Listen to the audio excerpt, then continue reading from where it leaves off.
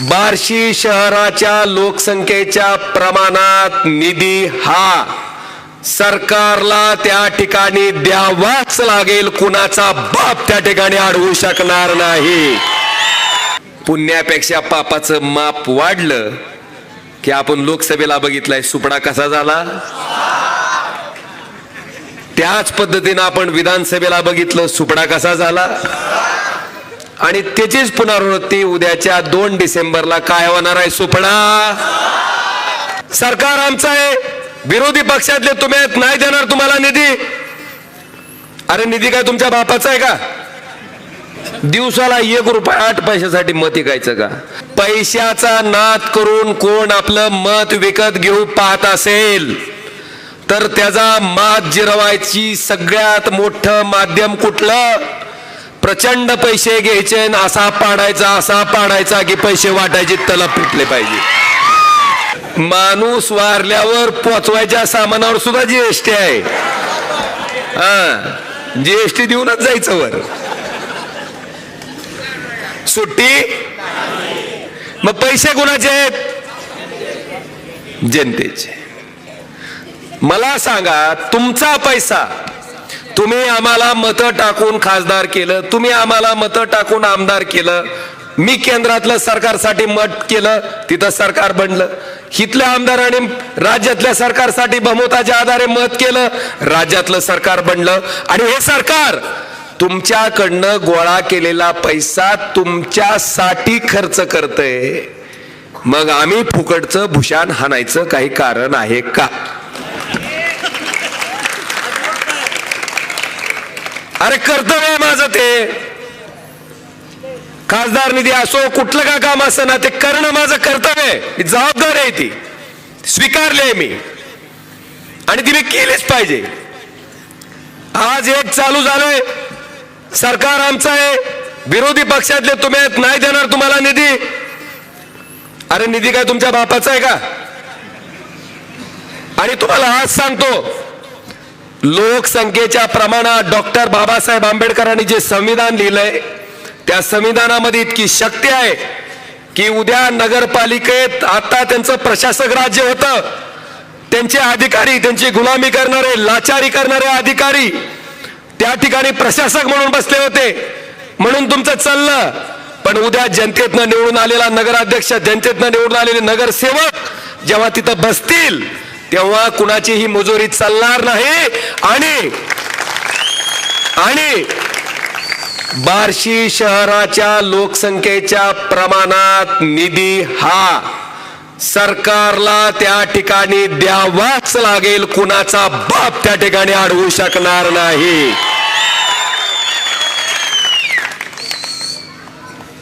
बांधवानो, मी खासदार झालो, मला विचारलं, म्हणलं मला मत टाकणारच आहे मी खासदार आहे, न टाकणारच आहे मी खासदार आहे. आणि जितकं काम मी मत टाकणाऱ्यासाठी करेन तितकंच प्रामाणिक काम मत न टाकणाऱ्यासाठी सुद्धा करेन. का तर मी त्या ठिकाणी ईश्वराला साक्ष ठेवून लोकसभेत शपथ घेतली, कोणाशीही ममत्व भाव आकसभाव न ठेवता सगळे समान आहे असं समजून काय करीन, काम करीन. आणि ते काम करत आलोय. आज आपल्या सगळ्याच्या माध्यमातून मला आवर्जून सांगायचंय की बांधवानो, आपल्याला माहित असेल टेंभुर्णी पासून बार्शी आणि बार्शी पासून धाराशिवला जाताना कसं वाटत होतं जुन्या रस्त्यानं.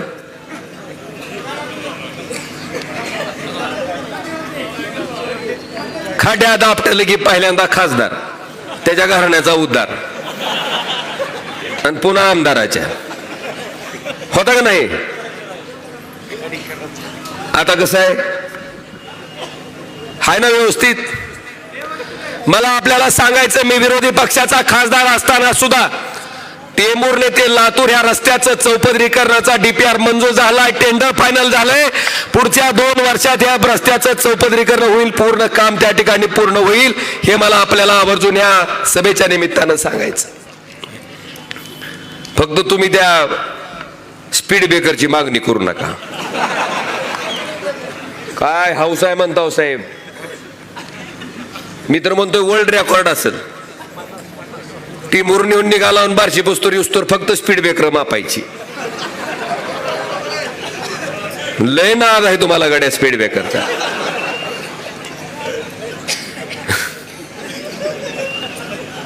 थोडं समजून घ्या. आता चौपदरीकरण झाल्यावर तरी त्यावेळेस देता येत नाही बरं का जपून. बांधवानो, मला आपल्या सगळ्याला सांगायचंय, सुरत चेन्नईचं सुद्धा आता जो की सागरमाला प्रोजेक्ट मधनं बाहेर पडला होता त्याचं सुद्धा आता मान्यता केंद्राच्या मंत्रिमंडळानं दिली आहे. आणि त्या ठिकाणी सगळ्यात महत्वाचं खांडवीला त्या ठिकाणी एंट्री आहे. आपल्याला खांडवीपासून आपल्याला एक एंट्री पॉइंट त्या सुरत चेन्नईच्या ग्रीन हायवे साठी मिळणार आहे. ते सुद्धा काम लवकरात लवकर पूर्ण होईल. बरं, अजून एक मला सांगा, रेल्वे जी आहे रेल्वे ती केंद्र सरकारकडे असते का राज्य सरकारकडे? जरा सांगावं या लोकांनी. साहेब, मी सोलापूर तुळजापूर धाराशिवचं रेल्वे मार्गाचं काम पाठपुरावा करून चालू केलं तरी आमच्यातलं तिथला आमदार काय मला सोडतच ना. त्याच्या जवळच एक पोत्याचं गटोडं जाय भरलेलं नारळानं, घेतय नारळ ते की हाणतय कुचा.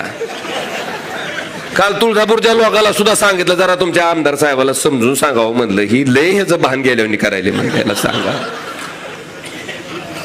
बांधवानो, पनवेल जी गाडी आपली त्या ठिकाणी चलते त्या गाडीला बार्शीत हॉल त्या ठिकाणी आपण मंजूर करून घेतला. हे सुद्धा मला आवर्जून या सभेच्या माध्यमातून आपल्याला सांगावं लागेल.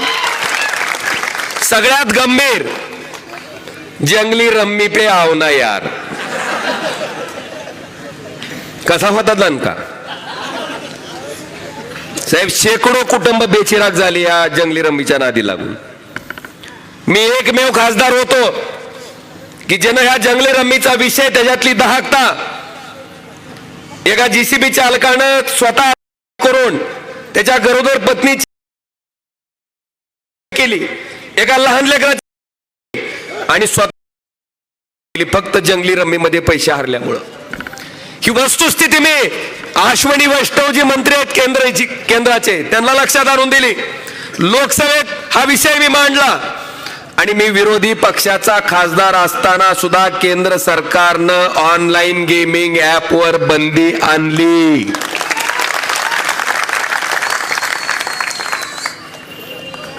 बांधवानो, आपण बघितलं असेल की आपल्या इथल्या पाणी पुरवठ्याचा कसा खेळखंडोबा झालाय. लोकांना निवडून आलेल्या लोकप्रतिनिधीची गरज काय असते मला वाटते मागच्या 4-5 वर्षाच्या प्रशासक राजीवरून तुम्हाला कळालं असेल की गल्लीतला नगरसेवक किती महत्वाचा असतो आणि जनतेतनं निवडून आलेला नगराध्यक्ष किती महत्वाचा असतो. हाय का नाही? हाय का नाही? म्हणून आता तुम्ही निश्चिंत राहा.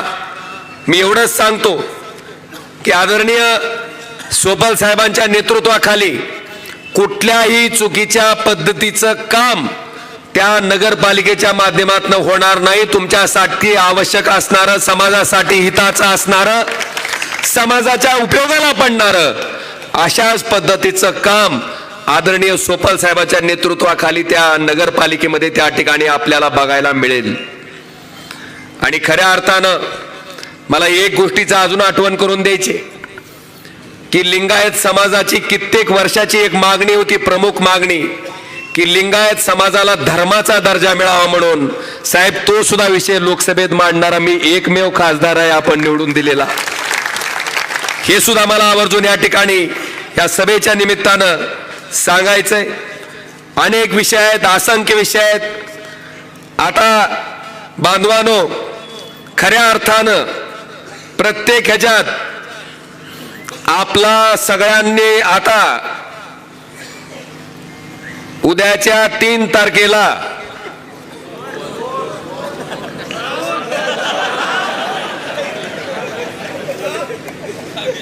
ती हाट म्हणून मी स्पिन बॉल टाकीत असतो. फुकट भाकर जिरवीत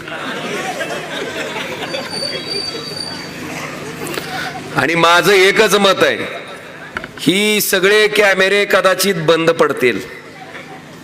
हो, ही जी कॅमेरे आहेत का, ही कदाचित बंद पडतील, घोटाळा होईल, पण वरून 24 तास रेकॉर्डिंग करणारा भगवंताचा कॅमेरा सारखा चालू आहे.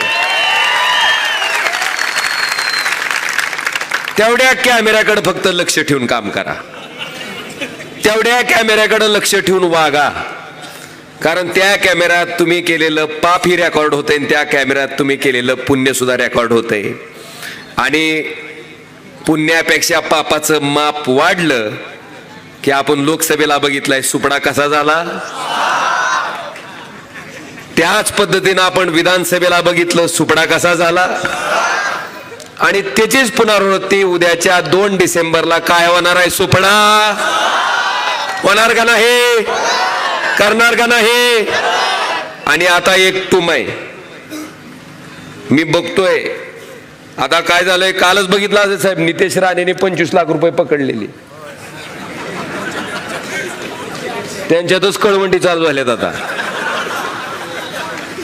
भावाभावातच पैसे वाटायला जोनो. इथला काय आकडा फुटला का नाही.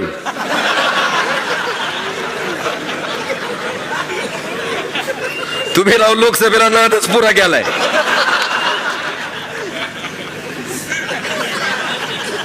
अरे सांगा की, योगी बारीक म्हणते 2000 आहे म्हणते, आज करते. मला जाऊ दे, हिशोब करू साहेब, 2 मिनिटं घेतो फक्त. 9:40 झाली ती 1 मिनिट फक्त आगाव घेतो साहेब. 2000 रुपये फुटलाय आकडा. किती वर्षासाठी,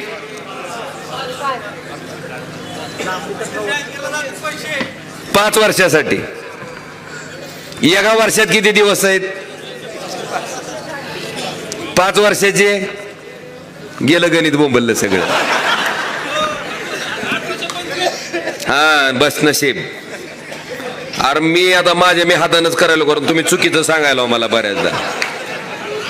365 गुणुले 5 1825.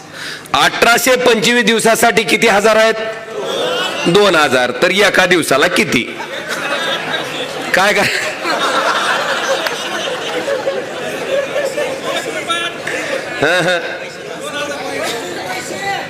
1825 दिवसाला किती हजारानं भागावं लागेल आपल्याला, 2000 भागिले, थांबा रे,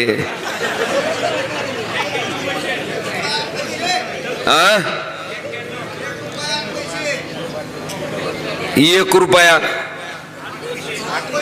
दिवसाला. काय येत आहे माय सांग तरी. दिवसाला 1 रुपया 8 पैशासाठी मत ऐकायचं का. मी तर असं म्हणेन, पैशाचा नाद करून कोण आपलं मत विकत घेऊ पाहत असेल तर त्याचा मात जिरवायची सगळ्यात मोठं माध्यम कुठलं, प्रचंड पैसे घ्यायचे, असा पाडायचा की पैसे वाटायचे तलप तुटले पाहिजे. ठरलं का मग. उद्याच्या 2 तारखेला चिन्ह काय आपलं,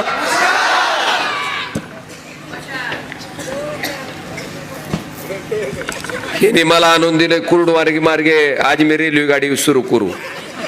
मी तसला समुद्र आणून देतो म्हणणारा पुढारी नाही. आपल्या जन जी होतंय ती करायचं, जी केलं तीच सांगायचं. नाहीतर पुन्हा म्हणचाल ही बी तसल्याच लाईनीतलं आलं काय की. छे हे जर सगळं बघन मी. मी पूर्ण माहिती घेतो आणि जर चालू करता येणं शक्य असेल, हो का, मतदान आहे म्हणून उगाच काय बी मागायचं सांगायचं नाही. ही शक्य झालं तर 100% प्रामाणिकपणे प्रयत्न करून चालू करेन, पण आधी मला बघू द्या.